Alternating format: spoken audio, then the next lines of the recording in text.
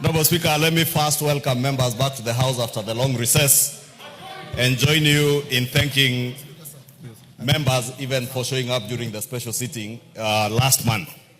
Honorable Speaker, I also take cognizance of the issues before you and before the House. Let me start on a light note, Honorable Speaker, by saying to my brother, Honorable Junet, he said that this seat seems to be warm. And this seat is a seat like any other in this House. I know in a presidential system, Honorable Speaker, any member can sit anywhere. And if the Honorable Junet feels this seat is warmer than his, we must make sure that we warm Junet's seat wherever he sits so that he feels the warmth of the House.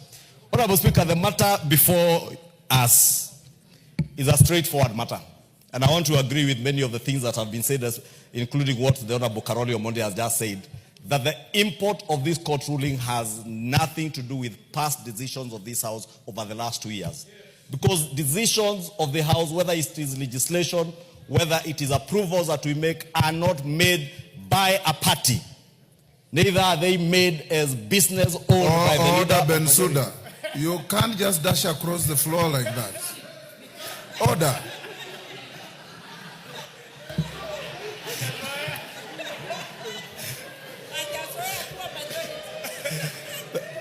Thank you, Honorable Speaker. Honorable Bensouda is not used to sitting on this side of the House, so we may forgive her. Honorable Speaker, I was saying that decisions of the House are decisions of Parliament. That is why when we move a bill, a government bill, moved by the leader of majority, when it is approved by the House and enacted as law, it becomes an act of Parliament, not an act of the leader of majority or an act of the government of Kenya. It becomes an act of Parliament.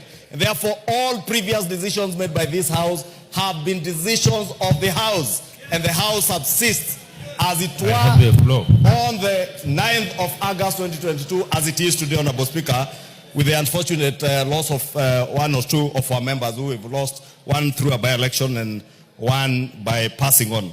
Honorable Speaker, we also have a very good constitution, Honorable Speaker. And as much as I respect the decision of the court, I completely disagree with the court in many aspects, and some of which have been touched on. I do not want to dwell on to them, Honorable Speaker. But the question that we need to ask you, Honorable Speaker, and ask ourselves, what is it out of the 34 prayers? Honorable Speaker, there is a lot of loud consultations behind me. Order, members. I'll say, Honorable Speaker, the gentleman who went to court with a total of 34 prayers before the court. Amongst those prayers was a declaration by the court that the Azimio coalition be declared as a majority party and the leader of the Azimio coalition in Parliament be declared as the majority leader in the House. The court declined to give that declaration or that ruling. The only ruling out of the 34, Honorable Speaker, that was given by the court was to annul your ruling of October 2022. And the import of that annulment, Honorable Speaker, when they said that they found it to be unconstitutional, null and void, the import of that is we go back to the status quo as at 9th of August 2022. It's called status quo ante. Status quo ante, Honorable Speaker. You know, I'm only an accountant, I'm not a lawyer, Honorable Speaker.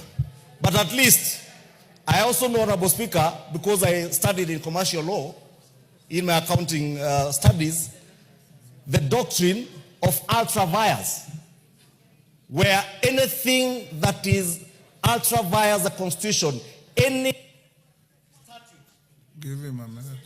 Any statute, Honorable Speaker, or any act of Parliament that is inconsistent with the Constitution is null and void to the extent of that inconsistency.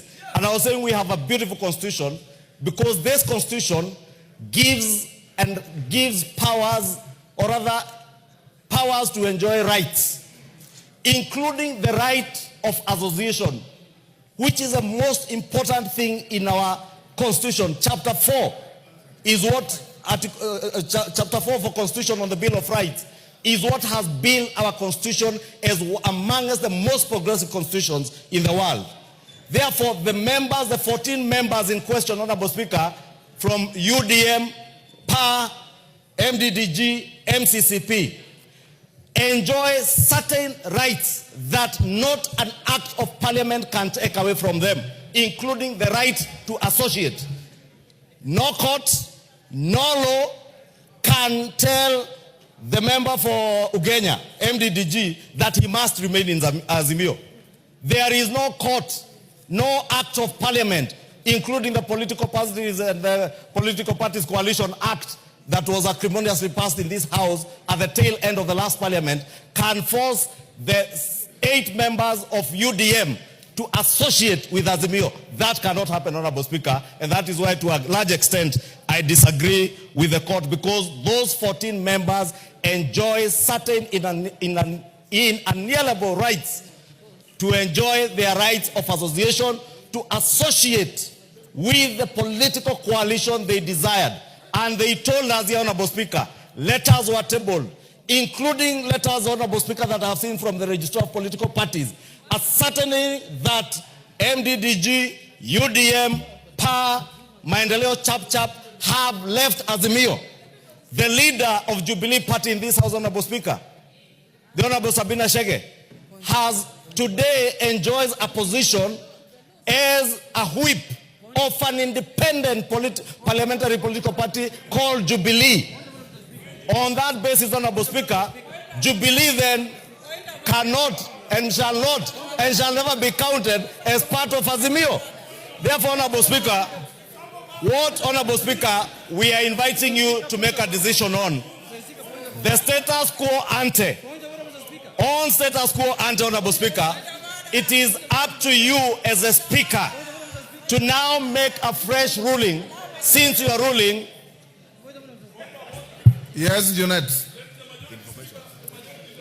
Mr. Speaker, it is not my intention to interrupt. You have already done so. Yeah, my colleague, Mr. Speaker, yes.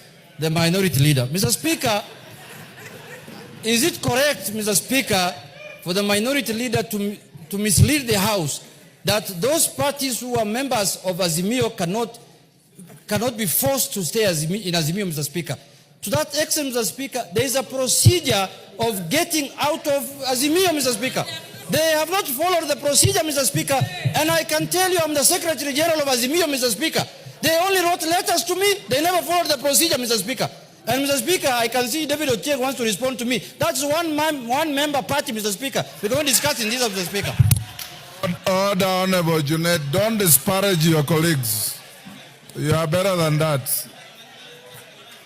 Kimani Ichungwa, you have 1 minute. Honorable Speaker, so that I do not waste a lot of time, I was saying that what you are being called upon to determine from the status quo ante is as we speak now, because your decision or your ruling of October has been annulled by the court.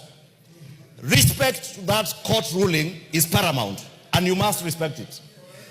And that is why, Honorable Speaker, myself, in respect of that court ruling, today, I have appeared here and decided to sit with my brother, Honorable Junet, wherever I can sit, Honorable Speaker, because that ruling being annulled now calls on you to now look at the facts as they are today and numbers as they are.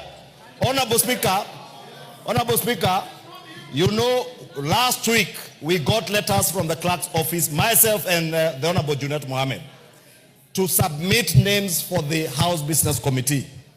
And it is important to note, Honorable Speaker, that both of us have seen submitted names to the House Business Committee, names which appear on the order paper today, both from the minority side and from the majority side, Honorable Speaker. And when we did that, Honorable Speaker, we were cognizant, because we did the letters, some as late as yesterday, of the court ruling. I therefore want to ask you, Honorable Speaker, as you make your decision on this matter, to look at all the facts as they are. The 14 contentious slots in Azimio, and I agree with Honorable Junet, there was a process of getting out of Azimio. That process, has it been followed? Are there letters? Because, Honorable Speaker, I have seen letters that confirm that UDM, MCCCP, PA, MDDG have left Azimio. The Honorable Sabina Shege, Honorable Speaker, I am speaking about the letters, Honorable Speaker, that I have, which I will table before the House, Honorable Speaker, because I have copies in the office from the Registrar of Political Parties. And therefore, Honorable Speaker, I want to beg of you that as you make that decision, look at those facts. Also, Honorable Speaker, look at the facts that today, Honorable Speaker, the Honorable Osoro did submit a letter to you on my nomination and election as a leader of majority in September of 2022, signed and assented to by over 171 members of this House. The Honorable Junet Mohamed, late last year, after the Honorable Pio left, did submit the whip. Yes, wind up. The Honorable Junet Mohamed, in his nomination as the leader of minority, did submit a letter nominating him upon election by Azimio Coalition as the minority leader, signed by a paltry 80 members of the Azimio Coalition. Actually less than even what is provided for in our own standing orders, Honorable Speaker. Less than what is provided for in our standing orders. Because our standing orders have a certain threshold as to who and how many members should have elected you as a minority leader, Honorable Speaker. And therefore, Honorable Speaker, it is my humble submission that you have facts on your table. Make a ruling when the time comes. Mwengi Mutuse.